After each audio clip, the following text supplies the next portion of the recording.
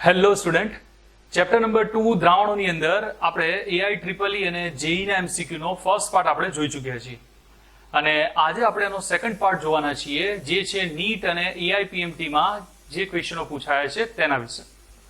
Again આપણે અહીંયા calculator વગર કેમની ગણતરી કરી શકાય છે તે પણ સાથે જોવાના છીએ. અને સૌથી મહત્વની બાબત કે આજથી આપણે સ્ટાર્ટ કરવા જઈ રહ્યા છીએ, જેની અંદર તમને જે પણ લેક્ચર આવશે તેની પીડીએફ કોપી જે છે એ પણ મળી જશે. જેના માટે તમારે ટેલિગ્રામ ગ્રુપ, વોટ્સઅપ ગ્રુપ કે પછી વેબસાઇટ જે છે એની લિંક જે છે એ મેં ડિસ્ક્રિપ્શનમાં ઓલરેડી મૂકી દીધી છે, તો ત્યાં જઈને તમે એની પીડીએફ કોપી લેવા માંગતા હોય તો લઈ શકો છો. બીજું કે વિડીયોને વધુ ને વધુ તમારા મિત્રો સાથે, બીજા સ્ટુડન્ટ સાથે, ફેમિલી મેમ્બર સાથે અચૂકથી શેર કરો, જેથી કરીને દરેક લોકો જે છે આનો ફાયદો ઉઠાવી શકે અને બધા સુધી પહોંચી શકે. આ ચેનલ ચાલુ કરવાનો મુખ્ય ઉદ્દેશ એટલો જ છે કે ફ્રીની અંદર ઓનલાઈન એજ્યુકેશન બધી જ જગ્યાએ પહોંચી શકે, અને હું આશા રાખું છું કે તમે વધુ ને વધુ સબસ્ક્રાઇબ કરશો, વધુ ને વધુ શેર કરશો, જેથી કરીને જરૂરિયાતવાળા જેટલા પણ સ્ટુડન્ટ છે તેની સાથે એ મળી શકે. તો સ્ટાર્ટ કરીએ છીએ આપણે આજનો લેક્ચર.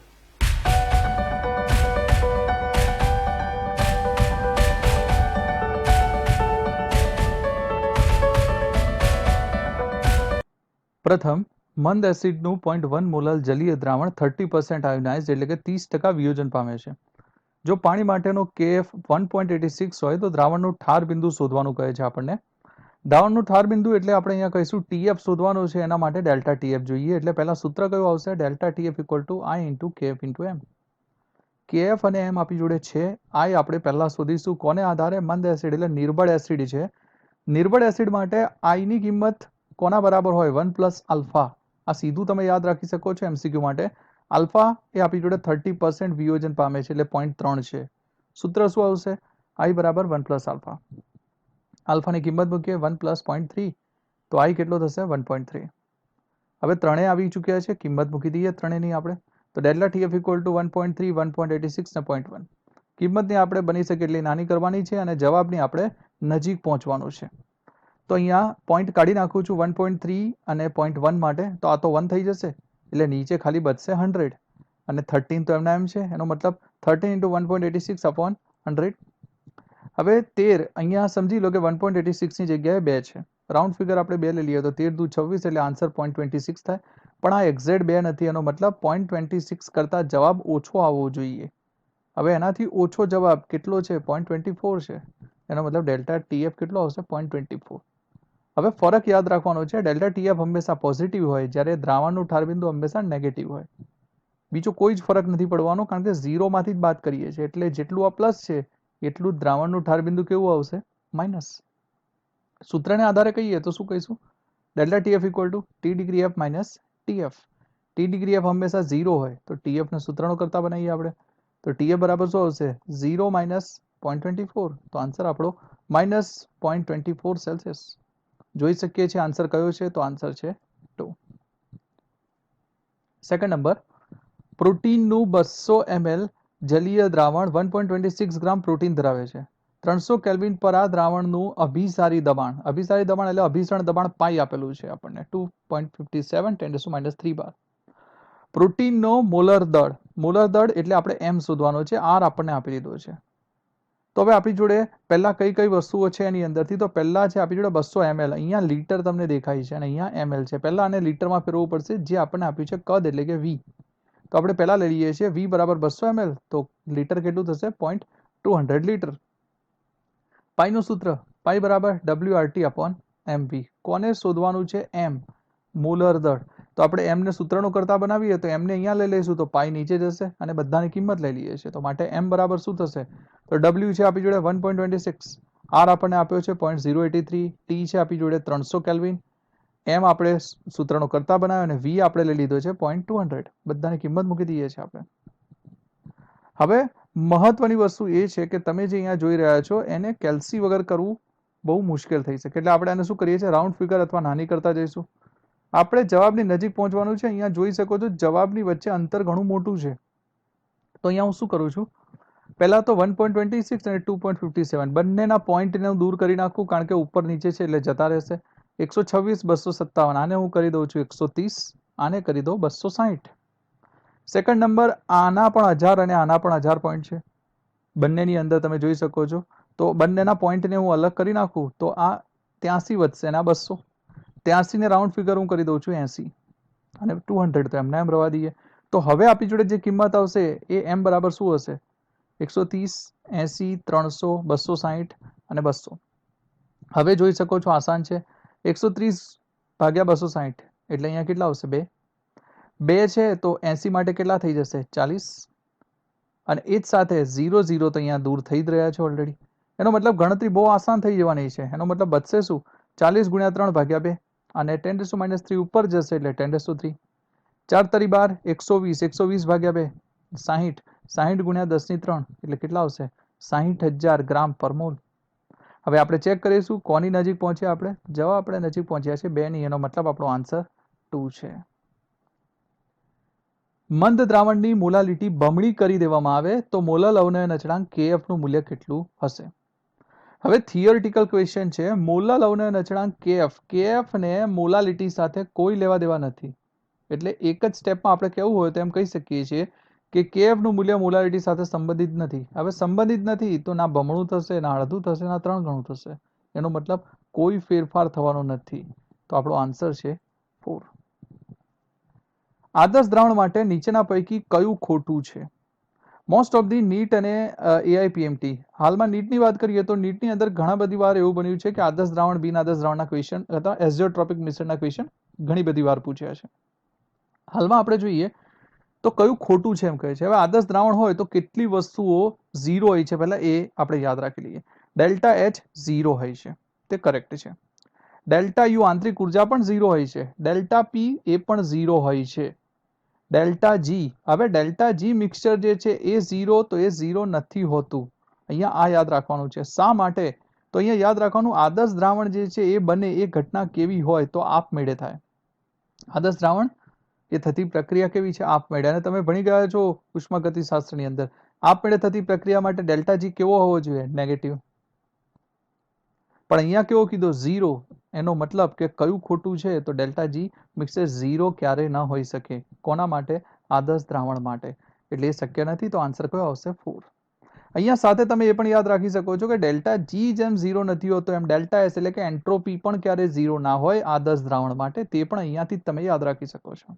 હવે પાણી માટે ઠાર બિંદુ અવનયન અચળાંક એટલે કે KF આપેલો છે આપણને 1.86 અને કહે છે આપણને કે 5 ગ્રામ Na2SO4 ને 4.5 ગ્રામ H2O માં ઓગાળવામાં આવે તો ઠાર બિંદુની અંદર -3.82 સેલ્સિયસનો બદલાવ આવે છે. અને એના માટે આપણે વોન્ટ ઓફ અવયવ જે છે એ શોધવાનો છે. હવે પહેલા તો આપણે કઈ વસ્તુ આપેલી છે? ઠાર બિંદુ અવનયન અચળાંક એટલે KF આપણને આપી દીધો છે. ઠાર બિંદુમાં બદલાવ એનો મતલબ ફેરફાર થવો અને ફેરફાર થવો એટલે ડેલ્ટા TF તમને આપી દીધો છે અહીંયા. એ છે 3.82. હવે અહીંયા ધ્યાન રાખવાનું કે ઠાર બિંદુ તો માઇનસમાં હોય અને ડેલ્ટા TF તો પ્લસમાં હોય. તો બંનેની અંદર ફરક એટલો જ છે એટલે ડેલ્ટા TF આપણો કેટલો થઈ ગયો અહીંયા? તો એ છે 3.82. હવે આપણે સૂત્રનો યુઝ કરીશું. તો I શોધવાનો છે એટલે આપણે ડેલ્ટા TFના સૂત્રની અંદર ગુણાકારની અંદર I જે છે એ ખાલી લઈ લઈશું. તો ડેલ્ટા TF ઇક્વલ ટુ શું થશે? I into KF 1000 W2 upon M2 into W1. I ને સૂત્રનો કરતા બનાવીએ આપણે. તો delta TF M2 W1 KF 1000 W2. આ બહુ ઇઝી છે પણ આપણી જોડે કેલ્સી નથી એટલા માટે જ આ મુશ્કેલ થઈ જાય છે. તો હવે ડેલ્ટા TF તો મેં કીધું એ પ્રમાણે 3.82 છે. M2 શું છે? Na2SO4 નું આણ્વીય દળ કાઢી લેવાનું છે તમારે. એ કેટલું મળશે અહીંયા? તો 142. W1 આપણને આપેલો છે 4.5 ગ્રામ. KF નું મૂલ્ય છે 1.86, 1000 nm અને W2 આપણી જોડે કેટલો છે? 5 ગ્રામ. તો દરેકની કિંમત મૂકી દઈએ. હવે આની ગણતરી કરવી મુશ્કેલ દેખાઈ રહી છે તો આપણે શું કરીએ? એને નજીક પહોંચવાનું છે. બીજું અહીંયા ધ્યાન એ રાખવાનું છે વધારો ઘટાડો એ રીતે થવો જોઈએ કે આખું જ સમીકરણ જે છે સંતુલિત થવું જોઈએ. 3.82 આને હું કરી દઉં છું 380. 142 આને કરી દઉં છું 140. એટલે મેં બેની અંદર ઘટાડો કર્યો તો આની અંદર હું વધારો કરી દઉં છું. 4.5 ની જગ્યા હું લઈ લઉં છું 5 અને 1.86 ની જગ્યા હું લઈ લઉં છું 2. તો મને કિંમત મળી જશે આ રીતે. હવે આની અંદર તમે જોઈ શકો છો કે હવે ગણતરી કરવી આસાન છે. 5 અને 5 એ તો સીધા જ દૂર થઈ જશે એટલે અહીંયાથી એને ગણતરી કરવી બહુ જ ઇઝી થઈ જાય. 1000 ને આધારે 0 0 એ પણ અહીંયાથી દૂર થઈ જશે. સીધા જ તમે જોઈ શકો છો. નીચે બચવાના છે ખાલી 2. એટલે સીધી રીતે કહીએ તો 14/2 એટલે 7 જ બચવાના છે, અથવા સીધી ગણતરીના આધારે જોઈએ તો શું બચશે? ખાલી 38 × 7/100. હવે આને સોલ્વ કરો, બહુ જ આસાન છે, એટલે આનો આન્સર આવી જશે 2.66. કોની નજીક છે અહીંયા? તો એ છે 2.63 ની નજીક છે, એનો મતલબ કે આપણો આન્સર 3 છે. નીચેના પૈકી કયા ઇલેક્ટ્રોલાઇટ્સનો મતલબ થાય છે વિદ્યુત વિભાજ્ય ના વોન્ટ ઓફ અવયવ આઈનું મૂલ્ય Al2SO4 થ્રાઇસના જેટલું જ હશે. હવે બહુ જ ઇઝી ક્વેશ્ચન થઈ ગયો. આઈનું મૂલ્ય લેવાનું છે, તમે જાણો છો કઈ રીતે લઈ શકાય છે. Al2SO4 થ્રાઇસનું આપણે આયનીકરણ કરવાનું છે પહેલા, અને ચેક કરીશું એનું મૂલ્ય કોના બરાબર છે આમાંથી. તો Al2SO4 નું આયનીકરણ કરીએ તો છૂટું શું પડે? Al+3 અને SO4 -2. કેટલા મોલ? તો આ 2 મોલ, આ 3 મોલ. ટોટલ કેટલા થયા? તો 2 અને 3. એનો મતલબ કે આઈ કેટલો મળે આપણને? 5. હવે ચેક કરો આમાંથી કોનું મૂલ્ય 5 થાય. પહેલાની જ વાત કરીએ આપણે, તો K4 FeCN6 એને અલગ કરી દો તો K+ અને FeCN6 માઇનસ અલગ થઈ જશે. અહીંયા 4 છે તો -4 આવી જશે અહીંયા, તો છૂટું પડશે આ રીતે. હવે જોઈ શકો છો આ કેટલા મોલ? 4 મોલ, અને આ 1 મોલ. ટોટલ આના પણ કેટલા? 5 મોલ. તો અહીંયા પહેલા જ આન્સરની અંદર આપણને ખ્યાલ આવી ગયો બંને સેમ છે. આપણને કીધું છે અહીંયા ના જેટલું જ હશે, તો આ બંનેનો આન્સર સેમ આવી ગયો. હવે ફટાફટ તમે જોઈ શકો છો K2SO4 લેતા તો 2 ને 1 3, K3 FeCN6 લેતા તો 3 ને 1 4, અને AlNO3 થ્રાઇસ લેતા તો Al માટે 1 અને NO3 થ્રાઇસ છે એટલે 3 એટલે 4. તો ફક્ત પહેલો જ આન્સર આપણો એવો હતો જેની અંદર સરખું થઈ શકે છે. એનો મતલબ આપણો આન્સર 1 છે. વાતાવરણીય દબાણે યુરિયાનું દ્રાવણ 100.18 સેલ્સિયસે ઉત્કલન પામે છે. ઉત્કલન પામે એનો મતલબ દ્રાવણનું ઉત્કલન બિંદુ આપ્યું છે TB. KF અને KB ના મૂલ્યો પણ આપ્યા છે 1.86, 0.512, અને ઉપર દ્રાવણ કયા તાપમાને ઠરશે. એનો મતલબ કે અહીંયા TF શોધવાનો છે. TB આપ્યું છે અને TF શોધવાનો છે આપણે, એટલે બંને છે અહીંયા. એનો મતલબ કે ΔTB અને ΔTF બંનેના સૂત્રો લેવા પડશે.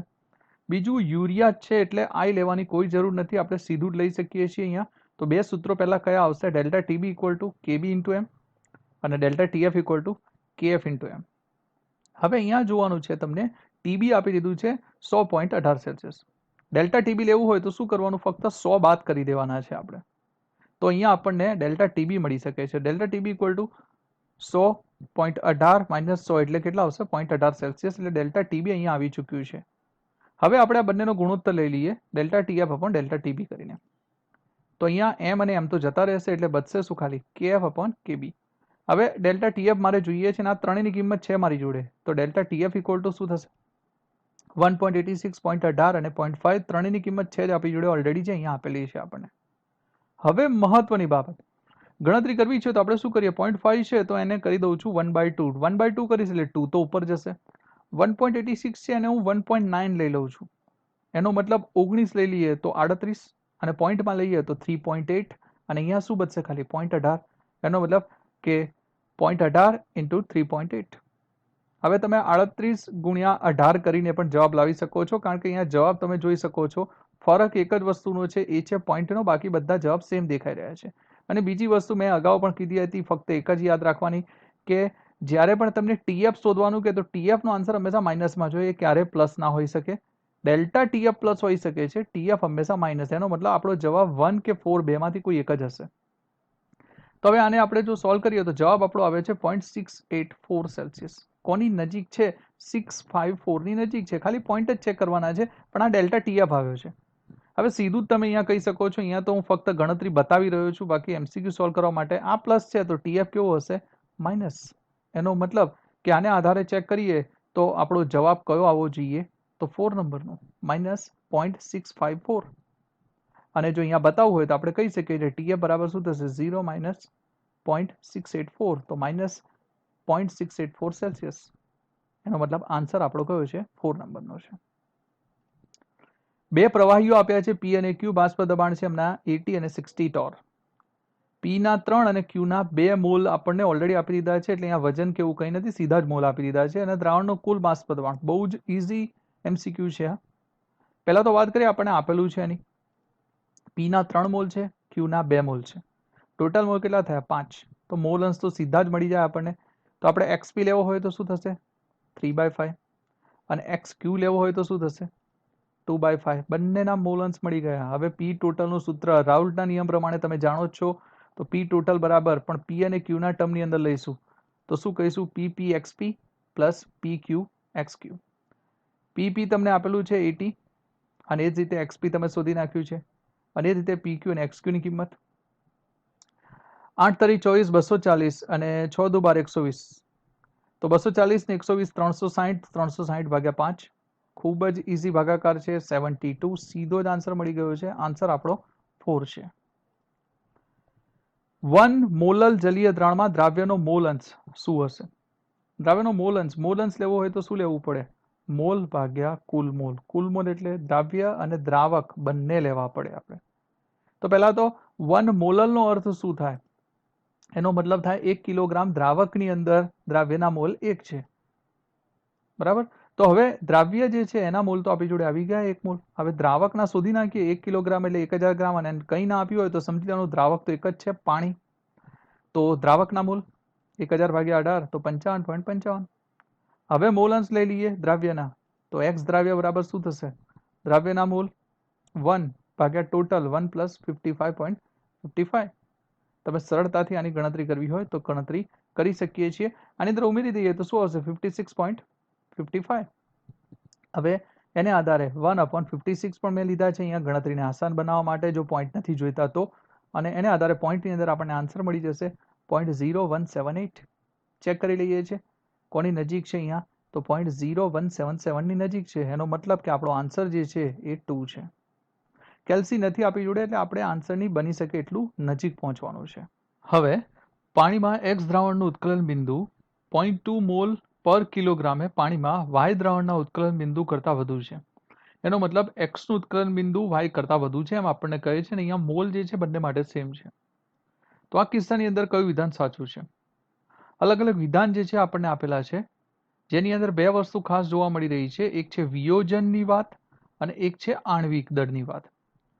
જો આપણે સીધી વાત કરીએ તો મોલ બંનેના સમાન છે. એનો મતલબ કે અહીંયા ડેલ્ટા ટીબી સૂત્રને આધારે કહીએ તો I × KB × M આપણે જાણીએ છીએ અને એને આધારે કેવું હોય તો આપણે એમ કહી શકીએ છીએ કે સમમોલલ દ્રાવણ જો હોય એટલે કે જેમાં મોલ સમાન છે એની અંદર જો ઉત્કલન બિંદુ વધી જાય એટલે આપણે અહીંયા જોઈ શકીએ છીએ કે એક્સનું ઉત્કલન બિંદુ વાય કરતાં વધુ કીધું છે. તો હવે જો ઉત્કલન બિંદુ ઊંચું હોય તો એનાથી શું થાય? વધુ આયન છૂટા પડે. અને જો વધુ આયન છૂટા પડે એનો મતલબ શું થશે? કે વિયોજન વધુ થયું હશે, કારણ કે વિયોજનથી જ આયનો વધે છે. એટલે જો ઊંચું ઉત્કલન બિંદુ એનો મતલબ શું પામે? તો દ્રાવણ વિયોજન પામે. એનો મતલબ કે એક્સનું ઉત્કલન બિંદુ વાય કરતાં વધુ છે એનો મતલબ એક્સનું વિયોજન થવું જોઈએ. તો આપણે ઓપ્શન જોઈ લઈએ અહીંયા. વાય પાણીમાં વિયોજન પામે છે તો એ તો આવી ના શકે. એક્સ પાણીમાં વિયોજન પામે છે એ કરેક્ટ છે. એનો મતલબ કે જેમ ઉત્કલન બિંદુ ઊંચું હશે વિયોજન વધુ જોવા મળશે. એટલે આપણો આન્સર જે છે એ થશે 2. બેન્ઝીન અને ટોલ્યુનું 1:1 પ્રમાણ મિશ્રણ ધરાવતા આદર્શ દ્રાવણ માટે બાષ્પની રચના માટે નીચેના પૈકી કયું વિધાન સાચું છે? ફરીથી આપણને વિધાન આપેલા છે અહીંયા. 25 સેલ્સિયસ તાપમાન અચળ લીધેલું છે અને ત્યારે માહિતી આપી છે અને અહીંયા બેન્ઝીન જે છે એના બાષ્પ દબાણ આપણને આપી દીધા છે, જે મોસ્ટ ઇમ્પોર્ટન્ટ છે કારણ કે આને આધારે જ આપણે સેન્ટેન્સ જે છે એનો આન્સર આપવાના છે. અનુમાન કરવા માટે માહિતી અપૂરતી છે. પહેલી વસ્તુ આપણને આપી દીધી છે. બાષ્પમાં બેન્ઝીનની ટકાવારી વધુ છે. સેકન્ડ, ટોલ્યુઇનની ટકાવારી વધુ હશે અને બેન્ઝીન અને ટોલ્યુઇનનું પ્રમાણ સરખું હશે. એનો મતલબ કે ઇન શોર્ટ આપણને અહીંયા ટકાવારી કે પ્રમાણને અનુસંધાનિત આપણને પૂછવામાં આવ્યું છે. તો હવે એના માટે શું કહી શકીએ? તો આપણે સીધું યાદ રાખી શકીએ છીએ એ છે બાષ્પ દબાણ. જેનું બાષ્પ દબાણ ઊંચું હોય તેનું પ્રમાણ વધારે હોય અથવા ટકાવારી વધારે હોય. એક જ સેન્ટેન્સની અંદર આપણે થિયોરિટિકલ આન્સર આપી શકીએ છીએ. એટલે જો આપણે અહીંયા કેવું હોય તો બેન્ઝીનનું બાષ્પ દબાણ વધુ છે, આપણે ઓલરેડી જોઈ શકીએ છીએ આ 12.8 છે અને આ 3.85 છે. જો બેન્ઝીનનું બાષ્પ દબાણ વધુ હશે તેનું ટકાવાર પ્રમાણ વધુ જ હશે અને એને આધારે કહીએ તો ઓપ્શન કયો આવી શકે છે? તો બાષ્પમાં બેન્ઝીનની ટકાવારી વધુ હશે એટલે આપણો આન્સર 2 થશે. અહીંયા સીધું જ તમે યાદ રાખી શકો છો કે બાષ્પ દબાણ વધુ તો પ્રમાણ વધુ, બાષ્પ દબાણ ઓછું તો પ્રમાણ ઓછું હોય છે. એક દ્રાવણમાં પેન્ટેન અને હેક્ઝેન 1:4ના મોલ ગુણોત્તરમાં છે. પેન્ટેન માટે 20 સેલ્સિયસ પર શુદ્ધ હાઇડ્રોકાર્બનનું બાષ્પ દબાણ 440 આપેલું છે આપણને. હેક્ઝેન માટે એ જ રીતે 120 આપેલું છે અને બાષ્પ તબક્કામાં પેન્ટેનનો મોલન શોધવાનો છે. બાષ્પ તબક્કા એટલે તમે જાણો છો રાહુલ કેન્દ્ર વાય વાળું આપણે સૂત્ર જોયું હતું, જેની અંદર આપણને પી કુલની પણ જરૂર પડે છે. એટલે આપણે પી કુલ શોધવાનું છે અને ત્યારબાદ આપણે એને આધારે બાષ્પ અવસ્થામાં મોલન શોધી શકીશું. પહેલા આપણને બંનેના મોલ આપ્યા છે તો મોલન્સ કાઢી લઈએ. તો પેન્ટેનના મોલ આપ્યા છે 1, હેક્ઝેનના 4 મોલ, ટોટલ 5. તો પેન્ટેનના મોલન્સ 1/5, હેક્ઝેન એ જ રીતે 4/5. બંનેના મોલન્સ મળી ચૂક્યા છે. પી ટોટલ લઈ લઈએ છીએ. પી ટોટલ માટે પેન્ટેન આપણે આપ્યું છે 440 × 1/5 અને 120 × 4/5. પી ડિગ્રી એ × એક્સ એ, પી ડિગ્રી બી × એક્સ બી આપણે સમીકરણ જોઈ ચૂક્યા છીએ. 440/5 ઇઝી છે, આપણે સરળતાથી વિધાઉટ કેલ્સી કરી શકીએ છીએ. 120 × 4 480/5 બંને કરી શકીએ છીએ. આ મળશે આપણને 8.8, આ 9.6. ટોટલ કરી દઈએ 18.4. પી ટોટલ, પી કુલ આપણને મળી ચૂક્યું છે. બાષ્પ અવસ્થામાં મોલન્સ સૂત્ર આપણે લઈ લઈએ છીએ. તો પેન્ટેન માટે લેવાનું છે તો પી પેન્ટેન એના બરાબર શું થશે? પી ટોટલ અને એક્સ પેન્ટેન. આ મેં કહી દીધા છે બાષ્પ અવસ્થા માટે. પી પેન્ટેન એ આ જ છે. આપણે જાણીએ છીએ પી એ બરાબર પી ડિગ્રી એ × એક્સ એ. તો આ પી ડિગ્રી એ × એક્સ એ જ છે. એનો મતલબ પી પેન્ટેન એ આ જ એટલે કે 8.8 છે. પી ટોટલ આપણી જોડે છે 18.4. તો આપણને એક્સ પેન્ટેન મળી જાય તો એક્સ પેન્ટેન બરાબર શું થશે? 8.8/18.4. ગણતરી જે છે આપણે સરળતાથી કરવી હોય તો કરી શકીએ છીએ રાઉન્ડ ફિગર કરીને. તો 8.8 જે છે એને મેં 90 કરી દીધું, 184. હવે અહીંયા ધ્યાન શું રાખવાનું છે, ખાસ અગત્યનું. મેં અહીંયા 182 એટલા માટે કર્યા છે જેથી કરીને અહીંયા આપણી જોડે બે આન્સર છે, એમાં છે 0.478 અને 0.549. બંને વચ્ચેનો ફરક આપણને ખબર પડે કારણ કે બંને નજીક નજીક છે એટલા માટે. તો અહીંયા મેં ઉપર 90 લીધા છે, એ જ રીતે નીચે 182. અહીંયા બેનો વધારો કર્યો છે, અહીંયા બેનો ઘટાડો કર્યો છે, એટલે સમતુલિત થઈ શકે એટલા માટે.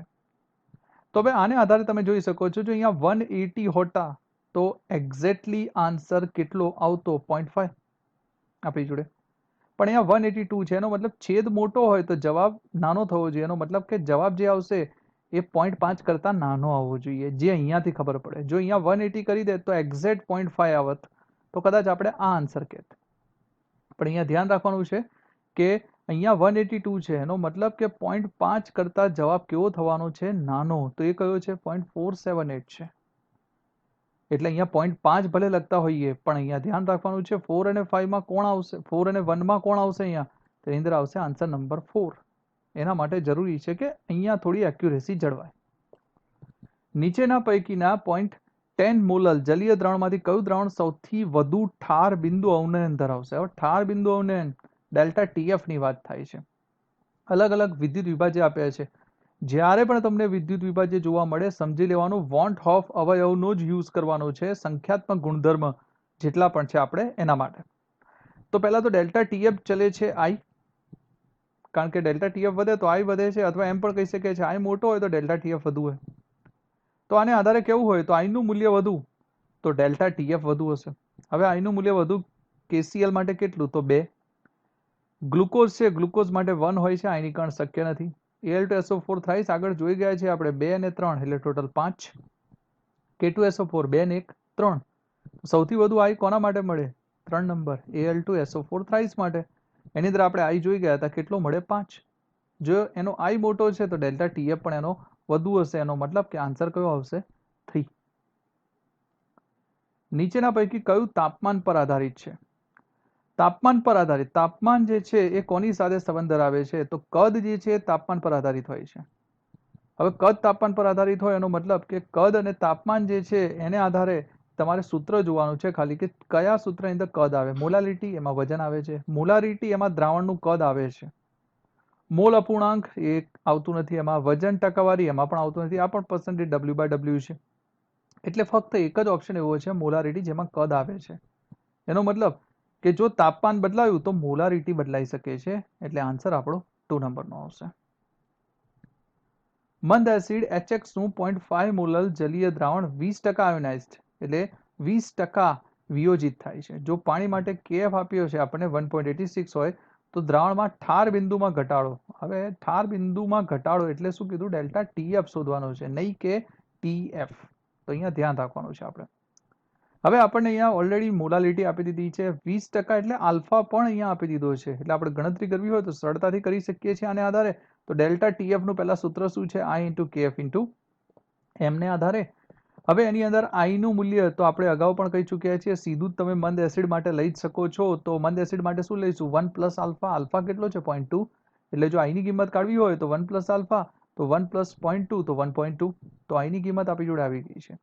કેએફનું મૂલ્ય છે 1.86 અને મોલાલિટી 0.5 આપણને આપી છે. કિંમત મૂકી દઈએ ડેલ્ટા ટીએફમાં 1.2, 1.86 અને 0.5.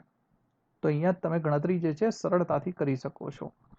પોઈન્ટને અલગ કાઢીને પણ તમે ગણતરી કરી શકો છો. કેલ્સી આપણી જોડે નથી એટલે આપણે ગણતરી જે છે એને નાની બનાવવાની છે. તો મેં અહીંયા શું કર્યું છે ફક્ત તો એને નાની બનાવવા માટે 1.86 તો એઝ ઇટ ઇઝ રાખ્યા છે. અહીંયા આપણે જોઈએ પોઈન્ટ કાઢ્યા છે મેં એને 12, 50, 60 મેં 60 લીધા છે. નીચે મેં પોઈન્ટ 100 કરીને દર્શાવ્યા નથી, તમે દર્શાવી શકો છો, પણ હાલમાં આપણે કેલ્સી નથી લીધું એટલે આપણે આને આધારે જવાબ આપવાના છીએ. તો 60 into 1.86. હવે અહીંયાથી તમે ચેક કરી શકો છો કે જવાબ કયો આવી શકે છે. પહેલા ડેલ્ટા ટીએફને આધારે તો 1.86 છે એ 2ની નજીક છે. જો 2ની નજીક છે તો એનો મતલબ કે હું 6 દુ 12 લઈ લઉં તો અહીંયા 1.2 મને મળી શકે છે. 1.2 કોની નજીક છે? તો 1.12 મને દેખાઈ રહ્યા છે. અને બીજું અગાઉ હું કહી ચૂક્યો છું, ડેલ્ટા ટીએફ ક્યારે માઇનસ ના હોઈ શકે. એનો મતલબ એ માઇનસ ના હોય, એ હંમેશા પ્લસ જ હોઈ શકે છે. એટલે અરાઉન્ડ જવાબ કેટલો આવશે? 1.12. એનો મતલબ કે આન્સર કયો આવશે આપણો? 4 નંબર. જલદ વિદ્યુત વિભાજ્ય બેરિયમ હાઇડ્રોક્સાઇડના મંદ જલીય દ્રાવણ માટે વોન હોફનો અવયવ કેટલો થાય? હવે આ રીતના એમસીક્યુ એટલા બધા જોઈ ચૂક્યા છે કે આ બહુ જ સિમ્પલ થઈ જશે. બેરિયમ હાઇડ્રોક્સાઇડનું સૂત્ર પહેલા તો શું થાય? BaOH twice. આઈની ગણ કરી નાખીએ આપણે તો શું આવશે? Ba plus 2 plus 2OH minus. હવે ગણતરી કરીને તમે જોઈ જ શકો છો 1 અને 2 એટલે આઈ કેટલો થશે? અહીંયા 3. 3 છે તો એનો મતલબ આપણો આન્સર 4 છે. આદર્શ દ્રાવણ માટે નીચેના પૈકી કયું શૂન્ય બરાબર નથી? આ રીતનો એમસીક્યુ આપણે જોઈ ચૂક્યા છીએ. તો યાદ એટલું જ રાખવાનું છે, આદર્શ દ્રાવણ માટે ડેલ્ટા પી ની વાત કરીએ તો એ 0 હોય છે. ડેલ્ટા એચ એન્થાલ્પી પણ 0 હોય છે. ડેલ્ટા વી જે છે એ પણ 0 હોય છે, પરંતુ ફક્ત બે જ વસ્તુ એવી છે જે 0 નથી હોતી ક્યારેય. એક છે ડેલ્ટા જી અને એક છે ડેલ્ટા એસ. આ બંને વસ્તુ ક્યારેય શૂન્ય નથી હોતી, કારણ કે આદર્શ દ્રાવણ બનવાની પ્રક્રિયા જે છે એ આપમેળે થતી પ્રક્રિયા છે. અને આપમેળે થતી પ્રક્રિયા માટે ડેલ્ટા જી નેગેટિવ હોય અને ડેલ્ટા જી નેગેટિવ હોય એના લીધે થઈને ડેલ્ટા એસ ક્યારેય 0 શક્ય નથી. તો અહીંયા આપણે યાદ રાખી લેવાનું છે કે આદર્શ દ્રાવણ માટે delta S not equal to 0 હોય. એટલા માટે આપણે કહી શકીએ છીએ કે કયો આન્સર આવશે? તો આન્સર 3 છે. આદર્શ દ્વિઅંગી દ્રાવણના અનુક્રમે એ અને બી શુદ્ધ પ્રવાહી ઘટકો, પીએ અને પીબી એ બાષ્પ દબાણ આપી દીધા છે એમના. એક્સએ ઘટક એનો મોલ અંશ દર્શાવતો હોય તો દ્રાવણનું કુલ દબાણ. હવે આ થિયોરિટિકલ છે. રાઉલ્ટના નિયમની અંદર આમાંથી તમે સૂત્ર જાણો જ છો, તમે સીધો જવાબ પણ આપી શકો છો. અને જો આપણને યાદ નથી તો આપણે પી ટોટલનું સૂત્ર જે છે તેને આધારે લઈ શકીએ છીએ. જેમ કે અહીંયા પી ટોટલ બરાબર આપણે જાણીએ છીએ PA into XA plus PB into XB. કારણ કે આપણને અહીંયા પીએ અને પીબી આપ્યા છે એટલે ડિગ્રી લેવાની જરૂર નથી. એક્સએ અને એક્સબી માંથી આપણને એક્સએ માટે કીધું છે તો એક્સબીની જગ્યાએ આપણે મૂકી દઈએ છીએ 1 માઇનસ એક્સએ, કારણ કે મોલ અંશનો સરવાળો 1 હોય છે. કૌંસને ખોલી નાખીએ આપણે. પીબી એક્સએ અને પીએ એક્સએ દેખાઈ રહ્યા છે. પીબી જે છે એ તો આપણને ઓલરેડી અલગ દેખાઈ રહ્યું છે એટલે પીબી પહેલા લઈ લઈશું. આ બેમાંથી કોમન શું નીકળશે? તો એક્સએ કોમન નીકળી જશે.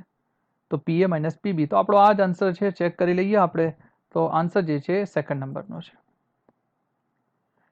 એક દ્રાવણમાં સુયોજન અને બીજા દ્રાવણમાં વિયોજન પામે તો સંયોજનનો વોન હોફ અવયવ આઈ અનુક્રમે બંને દ્રાવણમાં હશે. તો હવે બંને દ્રાવણની અંદર શું થશે? તો બે જ ઘટનાઓ છે, સુયોજન અને વિયોજન. પહેલા તો એ સમજી લો કે સુયોજન અને વિયોજનનો મતલબ શું થાય.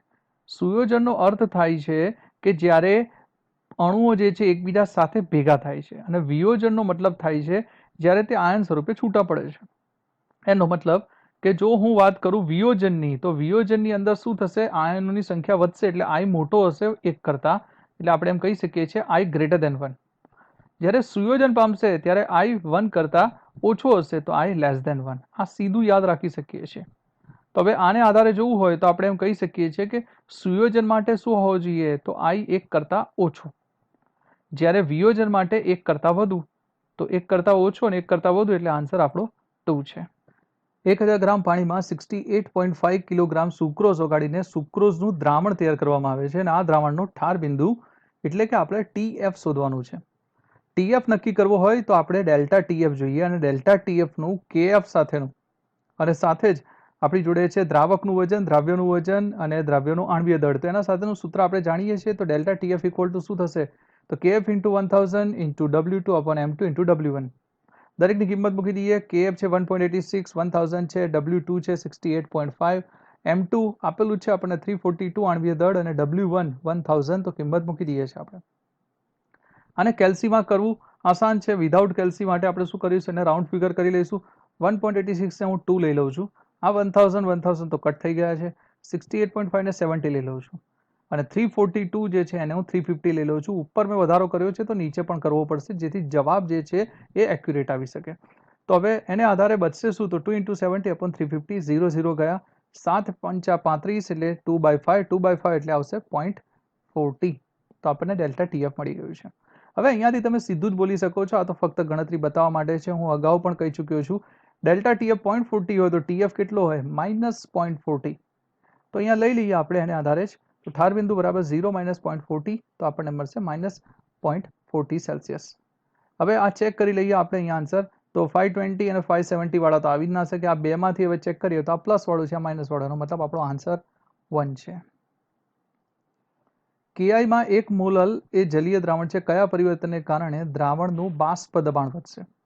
થિયોરિટિકલ ક્વેશ્ચન અગેન આવી રહ્યો છે. હવે ધ્યાન એ રાખવાનું છે કે બાષ્પ દબાણનો વધારો કે ઘટાડો કોની પર આધાર રાખે? તો સિમ્પલ એટલું યાદ રાખવાનું, જો આયનોની સંખ્યા વધી જાય તો બાષ્પ દબાણ જે છે ઘટી જાય. એનો મતલબ કે આયનો ના વધવા જોઈએ. હવે આયનો કોના લીધે વધે? તો વિદ્યુત વિભાજ્યને લીધે. તો અહીંયા ચેક કરીએ આપણે. NaCl વિદ્યુત વિભાજ્ય છે, Na2SO4 વિદ્યુત વિભાજ્ય છે, Ki વિદ્યુત વિભાજ્ય છે, પણ પાણી વિદ્યુત વિભાજ્ય નથી. એનો મતલબ કે જો હું પાણીનો ઉમેરો કરીશ તો સાંદ્રતા શું થઈ જશે? ઓછી થઈ જશે. વધુ પાણી ઉમેરાય તો સાંદ્રતા ઘટવા લાગે, અને સાંદ્રતા ઘટે તો બાષ્પ દબાણ વધી જાય. તો અહીંયા યાદ રાખી શકો છો, પાણી ઉમેરતા સાંદ્રતા ઘટે અને સાંદ્રતા ઘટતા બાષ્પ દબાણમાં વધારો થશે. અને મેં કીધું એ પણ તમે યાદ રાખી શકો છો કે વિદ્યુત વિભાજ્ય ઉમેરવામાં આવે તો એના લીધે આયનો વધે, અને આયનો વધે તો બાષ્પ દબાણ હંમેશા ઘટે છે.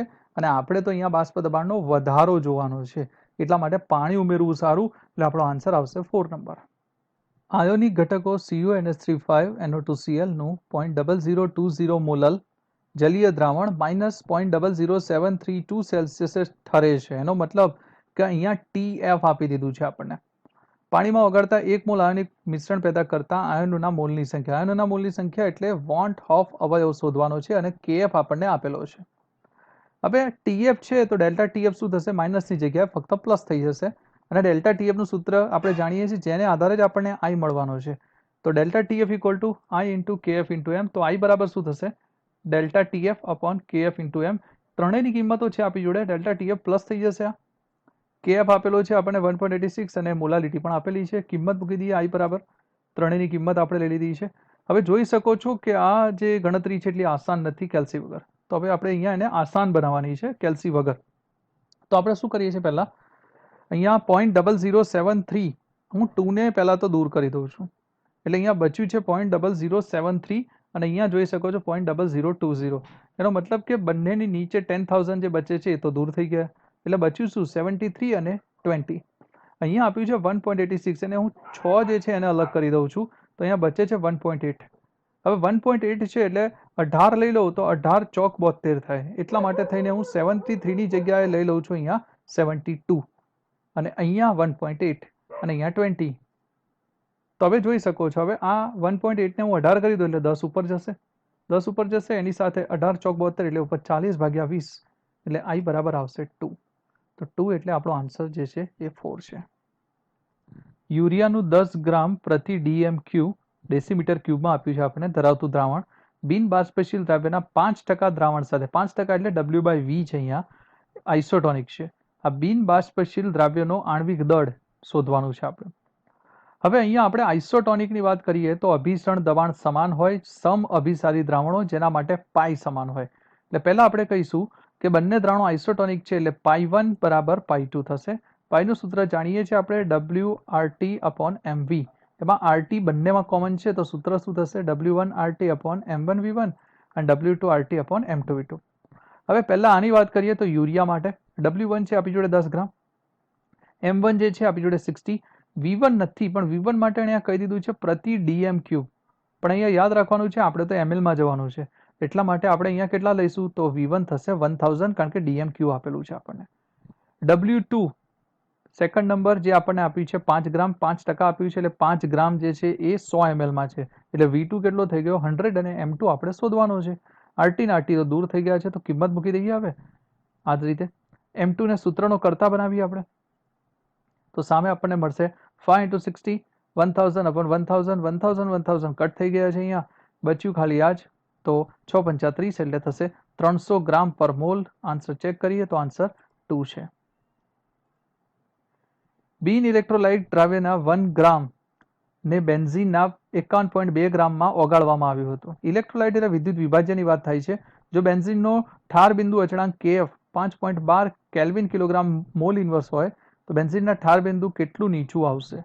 હવે કેટલું નીચું આવશે આના ઉપરથી ખબર પડી જવી જોઈએ કે ઠાર બિંદુ નથી પૂછ્યું, ફેરફાર પૂછ્યો છે, એટલે કે ડેલ્ટા TF. એટલા માટે જવાબ હંમેશા કેવો રહેવાનો છે? પ્લસ. તો હવે પ્રથમ આને આધારે આપણે જોઈએ તો ડેલ્ટા TF નું સૂત્ર છે. તો ડેલ્ટા TF આપણે જાણીએ છીએ KF W2 સાથે, તો KF × 1000 × W2 upon M2 × W1 સૂત્ર આપણે જાણીએ જ છીએ. તો હવે KF, તો KF આપણી જોડે કેટલો છે અહીંયા તો 5.12 1000, W2 તો W2 દ્રાવ્ય માટે 1 ગ્રામ, M2 તો M2 આપણને આપ્યું છે 250, અને W1 તો W1 જે છે એ થશે 51.2. તો કિંમત મૂકી દઈએ છીએ આપણે દરેકની. અહીંયા તમે જોઈ શકો છો 5.12 છે ને 51.2 છે, એનો મતલબ કે ફરક કોનો છે? ફક્ત પોઈન્ટનો છે. તો અહીંયાથી 10 ખાલી નીચે આવશે અને 5.12 બંનેના દૂર થઈ જશે, તો બચશે શું? ઉપર 1000, નીચે 2500. તેનો મતલબ 10/25 ભાગાકાર કરી શકીએ છીએ, આન્સર આવે 0.4 કેલ્વિન. જોઈ શકીએ છીએ, તો આપણો આન્સર છે 1. ઇથેનોલમાં એસિટોનનું દ્રાવણ, એના માટે રાઉલ્ટના નિયમથી નકારાત્મક એટલે ઋણ વિચલન, રાઉલ્ટના નિયમથી હકારાત્મક એટલે ધન વિચલન, આદર્શ દ્રાવણની જેમ વર્તે, અને 4 નંબર રાઉલ્ટના નિયમને અનુસરે. 3 અને 4 નો અર્થ તો એક જ થાય છે કે રાઉલ્ટના નિયમને અનુસરે તો આદર્શ દ્રાવણ જ હોય, એટલે 3 અને 4 નો અર્થ એક જ વસ્તુનો થઈ રહ્યો છે. હવે આ બેની વાત કરીએ આપણે, તો ઇથેનોલમાં એસિટોનનું દ્રાવણ, તો ઇથેનોલ અને એસિટોનને ભેગા કરવામાં આવે તો ઇથેનોલ ઇથેનોલ સાથે અને એસિટોન એસિટોન સાથે વધુ સારી રીતે જોડાય છે. એનો મતલબ એ થયો કે દ્રાવ્ય દ્રાવ્ય સાથે અને દ્રાવક દ્રાવક સાથે સારી રીતે જોડાય. તો એવું શેમાં જોવા મળે? અથવા AB ને આધારે કહીએ તો AA અને BB આંતરક્રિયા વધુ પ્રબળ છે અહીંયા. હવે થિયરીને આધારે આપણે જો યાદ કરીએ તો ખ્યાલ આવી જાય કે AA અને BB આંતરક્રિયા વધુ પ્રબળ હોય, એનો મતલબ કે કયા પ્રકારનું વિચલન થાય? તો ધન વિચલન જોવા મળે આપણને, અને ધન વિચલન એનો મતલબ હકારાત્મક ચલ દર્શાવે, એટલે આન્સર જે છે એ 2 થશે. તો આજના લેક્ચરની અંદર આપણે નીટ એક્ઝામના ક્વેશ્ચન વિધાઉટ કેલ્સી આપણે સરળતાથી કેમના કરી શકીએ છીએ તે જોયું છે, અને ચેપ્ટર 2 MCQ નો સેકન્ડ પાર્ટ જે છે એ અહીંયા પૂરો થયો છે. મળીએ છીએ આપણે નેક્સ્ટ લેક્ચરની અંદર, જેની અંદર આપણે જોવાના છીએ ગુજકેટ અને બોર્ડ આધારિત ચેપ્ટર 2 ના ક્વેશ્ચનો.